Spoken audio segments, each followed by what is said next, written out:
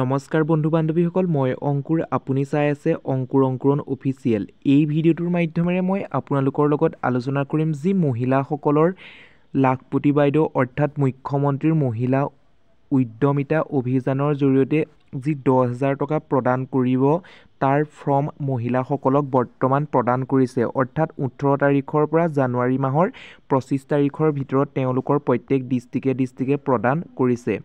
মই ভিডিঅ' প্ৰস্তুত কৰি পেলাই দিছিলোঁ ফৰ্মসমূহ কেনেদৰে ফিল আপ কৰিব লাগে, কিন্তু কিছুমান বন্ধু বান্ধৱীয়ে কমেণ্টৰ জৰিয়তে কমেণ্ট কৰিছিল তেওঁলোকে যে ফৰ্মসমূহৰ বুজি পোৱা নাই। অৰ্থাৎ মই ভাল ধৰণে কৈছিলোঁ, কাৰণ কি হৈছে তেওঁলোকে ভিডিঅ'সমূহ স্কিপ কৰি চোৱাৰ ফলত তেওঁলোকে বুজি পোৱা নাই। সেইবাবে মই কৈছোঁ আপোনালোকে স্কিপ কৰি নাচাব, ভিডিঅ'টো কণ্টিনিউ চাই যাব, তেতিয়াহে আপোনালোকে ভাল পাব বা বুজি পাব।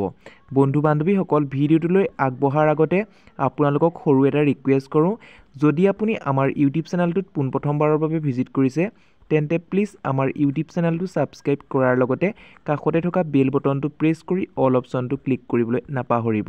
তেতিয়াহে আগন্তুক আহিবলগীয়া প্ৰত্যেকখিনি ভিডিঅ'ই আপুনি পোনপ্ৰথমে লাভ কৰিব। তেন্তে আহকচোন আমি অকণো পলম নকৰি মুখ্যমন্ত্ৰীৰ মহিলা উদ্যমিতা অভিযানৰ জৰিয়তে যিখন ফৰ্ম দিছে সেই ফৰ্মখন আপুনি কেনেদৰে ফিল আপ কৰিব। এতিয়া বন্ধু বান্ধৱীসকল আপোনালোকে মন কৰক, এইখনেই হৈছে ফৰ্মখন। কিহৰ ফৰ্ম? যিহেতু আত্মসহায়ক গোটৰ মহিলাসকলক প্ৰত্যেকগৰাকী সদস্যকে দিছে এই ফৰ্মখন। এতিয়া এই ফৰ্মখন আপোনালোকে ক'ত লাভ কৰিব? আপোনালোকে লাভ কৰিবলৈ সক্ষম হ'ব নিজৰ পঞ্চায়তত কেতিয়াকৈ লাভ কৰিব? যিহেতু প্ৰত্যেক ডিষ্ট্ৰিক্টতে কেতিয়াকৈ দিব সেই সম্পৰ্কে মই আগৰ ভিডিঅ'সমূহ প্ৰস্তুত কৰিছিলোঁ, তাত চাই ল'ব, নিশ্চয় গম পাব কোন ডিষ্ট্ৰিক্টত বা আপোনাৰ নিজৰ ডিষ্ট্ৰিক্টটোত কেতিয়াকৈ প্ৰদান কৰিব। এতিয়া মন কৰিব, প্ৰথম অৱস্থাত আপোনালোকক লাগিব পাছপোৰ্ট চাইজৰ এখন ফটো। সেই ফটোখন এই ঘৰটোত আপোনালোকে লগাব লাগিব। এই যে আপোনালোকে CL নং বা ক্ৰমিক নংটো দেখিছে, সেই CL নং ক্ৰমিক নংটো আপোনালোকে দিব নালাগে। এইটো কোনে দিব? যিসকল জীৱিকা সখী বাইদেউ আছে তেওঁলোকে আপোনালোকক প্ৰদান কৰিব। হয়তো এই ক্ৰমিক নংটো আপোনালোকে প্ৰথমতে ফৰ্মখন দিওঁতে নিদিবও পাৰে। যেতিয়া আপুনি ফৰ্মখন জমা দিবলৈ যাব তেতিয়া আপোনালোকক এই ক্ৰমিক নংটো প্ৰদান কৰিব। এতিয়া কথা হ'ল, ফৰ্মখন আপোনালোকে কেতিয়া জমা দিব? জমা দিয়াৰ সম্পৰ্কে চৰকাৰে আকৌ পুনৰ এটা ডেট দিব, সেই ডেটৰ মতে আপোনালোকে ফৰ্মসমূহ জমা দিব লাগিব। এতিয়া প্ৰথমতে পূৰণ কৰিব লাগিব। 1 নম্বৰত লিখা আছে আত্মসহায়ক গোটৰ সদস্যৰ নাম। আপোনালোকে নিশ্চয় জানিছে যিগৰাকী আবেদনকাৰী সেই আবেদনকাৰীৰ নামটো ইয়াত লেখাই দিব বা লিখি দিব। যদি আপুনি ইংলিছত লেখে তেতিয়াহ'লে বৰফলাত লিখিব, ইয়াত সুন্দৰকৈ লেখা আছে। আপোনালোকে তাৰপিছত 2 নম্বৰত লেখা আছে আত্মসহায়ক গোটৰ নাম। যিটো গোটত সোমাই আছে সেই গোটটোৰ নামটো লিখি দিব লাগিব। তাৰপিছত ইয়াত লেখা আছে আত্মসহায়ক গোটত MIS, আত্মসহায়ক গোটৰ এটা MIS কোড আছে, সেই কোডটো ইয়াত বহুৱাই দিব লাগিব। বন্ধু বান্ধৱীসকল নিশ্চয় গম পাইছে। তাৰপিছত নিজৰ মোবাইল নাম্বাৰটো ইয়াত সুন্দৰকৈ দি দিব। তাৰপিছত জাতিটো দি দিব, আপুনি কি জাতি হয় ইয়াত ধুনীয়াকৈ লেখা আছে, সাধাৰণ, অন্যান্য, পিছপৰা, অনুসূচী, সেইখিনি লেখা আছে আপোনালোকে দি দিব। আৰু ইয়াত লেখা আছে যে আপুনি কি মৰাণ মটক অন্তৰ্ভুক্ত হয়নে? যদি আপুনি মৰাণ মটক তেন্তে হয় দিব, যদি আপুনি মৰাণ মটক নহয় তেন্তে নহয় অপশ্যনটোত ৰাইট চিন দি দিব। ইয়াত তেনেদৰে আপুনি চাহ জনগোষ্ঠীত অন্তৰ্ভুক্ত নেকি? যদি অন্তৰ্ভুক্ত হয় তেন্তে ইয়েছ দিব, যদি নহয় ন' দিব।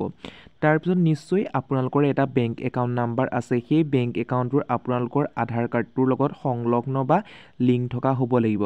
প্ৰথমতে ছেভিংছ বেংক একাউণ্ট নাম্বাৰটো ইয়াত সুন্দৰকৈ বেংক একাউণ্ট নাম্বাৰকেইটা বহুৱাই দিব। বহুৱাই দিয়াৰ পিছত বেংকৰ নামটো আপুনি পাছবুকত চাই ল'ব বেংকৰ নামটো কি। তাৰপিছত যদি ষ্টেট বেংক হয় ষ্টেট বেংকটো ইয়াত বহুৱাই দিব। তাৰপিছত সেই ষ্টেট বেংকটো আপোনালোকৰ ডিষ্ট্ৰিক্টৰ ক'ত আছে সেই ঠাইডোখৰৰ নামটো দি দিব। আপোনালোকৰ পাছবুকখনত থাকিব, আপুনি স্পষ্টকৈ চাব।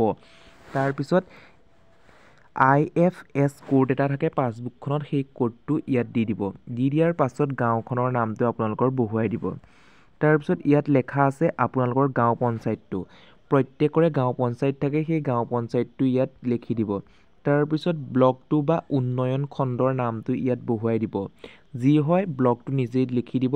তাৰপিছত লেখাৰ পিছত জিলাৰ নামটো বহুৱাই দিব। জিলাৰ নামটো কি জিলা হয় আপোনালোকে নিশ্চয় জানে, নিজৰ ডিষ্ট্ৰিক্টটো লিখি দিব।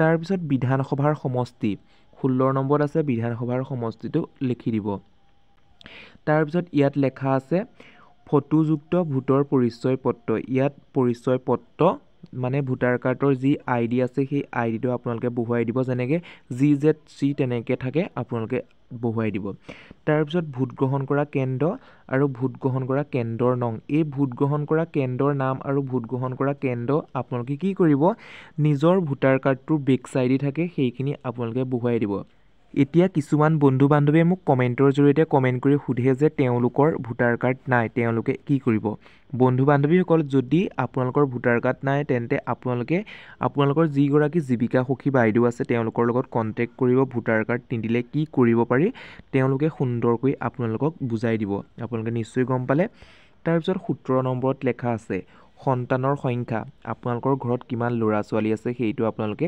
লিখি দিব তাৰপিছত বিদ্যালয়লৈ যোৱা বয়সৰ সন্তান ইয়াত লিখিছে 3 পৰা 14 বছৰ বয়সৰ কইনা সন্তান যদি প্ৰযোজ্য হয় যদি আপোনালোকৰ কোনোবা সন্তান বা গৈছে বিদ্যালয়লৈ তেন্তে কইনা সন্তানৰ সংখ্যা কিমান ইয়াত দিবলৈ দিছে তাৰপিছত বিদ্যালয়ত কইনা সন্তান নামভৰ্তি কৰোৱা হৈছে নে নাই যদি আছে হয় দিব নেথাকিলে আপুনি এইটো টিক দিব নালাগে তাৰপিছত ইয়াত লেখা আছে অমৃত বৃক্ষ আন্দোলনত ৰোপণ কৰা গছপুলি কেইটা জীয়াই আছে আৰু ডাঙৰ হৈছে যদি জীয়াই আছে ডাঙৰ হৈছে তেন্তে ইয়েছ দিব যদি নাই হোৱা নো দিব কিন্তু সেইটো কাম নকৰিব আপোনালোকে কি কৰিব অমৃত বৃক্ষ আন্দোলনৰ ৰোপণ কৰা গছপুলি কেইটা জীয়াই আছে বা ইয়েছ অপশ্যনটোত আপোনালোকে ক্লিক কৰিব তাৰপিছত খ নম্বৰটোত আছে যদি নহয় সেই ঠাইত নতুন গছপুলি ৰোপণ কৰা হৈছে তাৰপিছত যদি ৰোপণ কৰা হৈছে ইয়েছ দিব যদি নাই কৰা নো দিব তেনেদৰে আপোনালোকে লিখিব মই সুন্দৰকৈ বুজাই দিছোঁ মই ভাবিছোঁ যে আপোনালোকে বুজি পোৱাত কোনো ধৰণৰ অসুবিধা হোৱা নাই তাৰপিছত 21 নম্বৰটো মন কৰিব 2021 চনৰ আগতে লোৱা মাইক্ৰ' ফাইনেন্সৰ ঋণৰ বাহিৰে আত্মসহায়ক গোটৰ গ্ৰাম্য সংগঠন মণ্ডল পৰ্যায়ত সংগঠন বেংক বা আন কোনো বিত্তীয় প্ৰতিষ্ঠানৰ পৰা লোৱা যিকোনো ঋণ পৰিশোধ কৰা হোৱা নাই নেকি যদি আপোনালোকে লোন লৈ থোৱা আছে সেই লোনখিনি দি আপোনালোকৰ কমপ্লিট হোৱা নাই যদি কমপ্লিট হোৱা নাই হয় দিব যদি নাই লোৱা লোন নহয় দিব তেনেদৰে আপোনালোকে দি দিব যদি আপোনালোকে লোন লোৱা নাই সেইটো টিক দিব নালাগে তাৰপিছত 22 নম্বৰত লেখা আছে পুঁজিৰ দ্বাৰা গ্ৰহণ কৰিবলগীয়া অৰ্থনৈতিক কাৰ্যকলাপ এইটো খ শাখাৰ চাক মানে যিখন ফৰ্মৰ এইখিনি আৰু আছে ফৰ্মৰ প্ৰেছ সেই প্ৰেছটোত খ শাখাত চাবলৈ গৈছে তাৰপিছত ঘোষণাটোত কি দিছে কত লেখা আছে মই শ্ৰীমতী নামটো দিব তাৰপিছত পিতাৰ নামটো দি দিব ইয়াত দিয়াৰ পিছত কি লেখা আছে ঘোষণাত আমি চাই লৈছোঁ মই ঘোষণা কৰিছোঁ যে চৰকাৰৰ পৰা লাভ কৰা পুঁজিত মই দখল কৰা ব্যৱসায় পৰিকল্পনা অনুসৰি ব্যৱহাৰ কৰিম তাৰপিছত মই ঘোষণা কৰিছোঁ যে ওপৰত যিকোনো তথ্য ভুল প্ৰমাণিত হ'লে চৰকাৰৰ পৰা লাভ কৰা পুঁজি ঘূৰাই দিয়াত মই দায়বদ্ধ হৈছোঁ আপোনালোকে প্ৰতিজ্ঞা কৰিছে যে যদি আপোনালোকে চৰকাৰৰ পৰা যি 10,000 টকা আপোনালোকক প্ৰদান কৰিছে সেই 10,000 টকাটোৱে যদি আপোনালোকে ব্যৱসায় নকৰে বা বেলেগ কিবা কামত খৰচ কৰে তেতিয়াহ'লে কিন্তু চৰকাৰে সেই টকাটো আপোনালোকৰ পৰা ঘূৰাই ল'ম বুলি কৈছে তাৰপিছত ইয়াত আপোনালোকৰ নামটো লিখিব আপোনালোকে চহীটো সুন্দৰকৈ কৰিব তাৰপিছত আপোনালোকে স্থানটো লিখিব আপুনি কোন জেগাৰ হয় সেইটো আপোনালোকে বা প্লেচটো আপোনালোকৰ নিজৰ গাঁওখন লিখি দিব তাৰপিছত ইয়াত ডেটটো আপুনি যেতিয়া ফৰ্মখন ফিল আপ কৰিছে সেই ডেটটো বহুৱাই দিব ইয়াত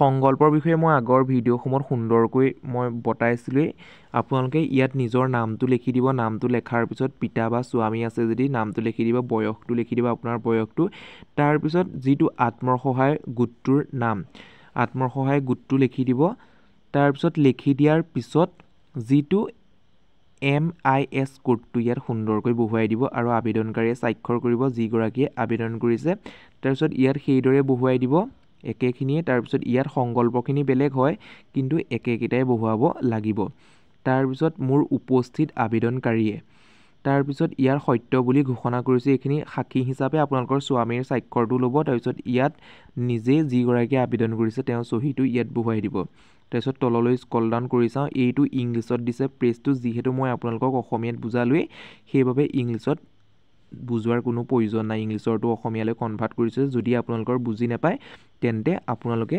অসমীয়াটো সুন্দৰকৈ চাব পাৰিব যদি আপুনি অসমীয়া বুজি নাপায় তেন্তে ইংলিছটো সুন্দৰকৈ চাব পাৰিব তাৰপিছত অমৃত বৃক্ষ আন্দোলনত অংশৰূপে ৰোপণ কৰা পুলিকেইটাৰ ফটো আপোনালোকে যেতিয়া অমৃত বৃক্ষ আন্দোলনৰ সময়ত পুলি ৰুইছিল পুলিকেইটাৰ ফটো মাৰিবলৈ কৈছে ইয়াত দেখাইছে মই আকৌ ভালদৰে বুজাই দিছোঁ অমৃত বৃক্ষ আন্দোলনত অংশৰূপে ৰোপণ কৰা পুলিকেইটাৰ ফটো এতিয়া মন কৰিব এই অমৃত বৃক্ষ আন্দোলনৰ সময়ত আকৌ কৈছোঁ অমৃত বৃক্ষ আন্দোলনত অংশৰূপে ৰোপণ কৰা পুলিকেইটাৰ ফটো যেতিয়া আপুনি অমৃত বৃক্ষ আন্দোলনৰ সময়ত ৰোপণ কৰিছিলে সেই ৰোপণ কৰা ফটোকেইটাহে প্ৰয়োজন মানে আপুনি ফটোখন এতিয়া মাৰি পেলাই সেই ফটোখন আপোনালোকে তাত লগাই দিব মানে আজি মাৰি পেলাই সেই অকল পুলিকেইটা মানুহৰ সৈতে কোনো প্ৰয়োজন নাই অকল পুলিকেইটাৰ ফটোহে ইয়াত আপোনালোকক দিবলৈ কৈছে বা লগাই দিবলৈ কৈছে তাৰপিছত মুখ্যমন্ত্ৰী উদ্যমিতা অভিযানৰ বিষয়ে এইখিনি কাৰ্যকলাপ বা আঁচনিৰ লক্ষ্য আপোনালোকক মই আগতেও কৈছোঁ আঁচনিখনৰ পৰ্যায়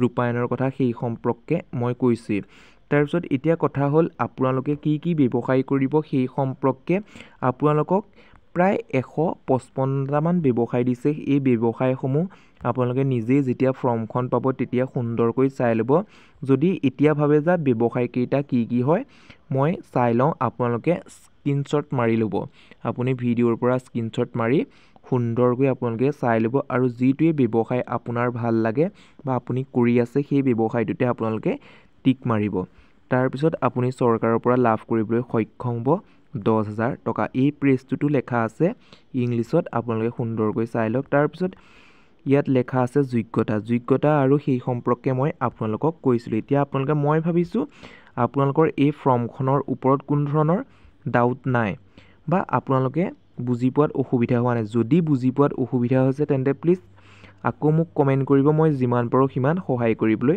যত্ন কৰিম যদি ভিডিঅ'টোৰ জৰিয়তে উপকৃত হৈছোঁ বুলি ভাবিছে তেন্তে প্লিজ এটা লাইক কৰিব যদি আমাৰ ইউটিউব চেনেলটোত পোনপ্ৰথমবাৰৰ বাবে ভিজিট কৰিছে তেন্তে আমাৰ ইউটিউব চেনেলটো ছাবস্ক্ৰাইব কৰাৰ লগতে কাষতে থকা বেল বটনটো প্ৰেছ কৰি অল অপশ্যনটো ক্লিক কৰিবলৈ নাপাহৰিব আজিলৈ ভিডিঅ'টো ইমানেই আকৌ পুনৰ নতুন এটা ভিডিঅ'ত লগ পোৱাৰ আশাৰে ধন্যবাদ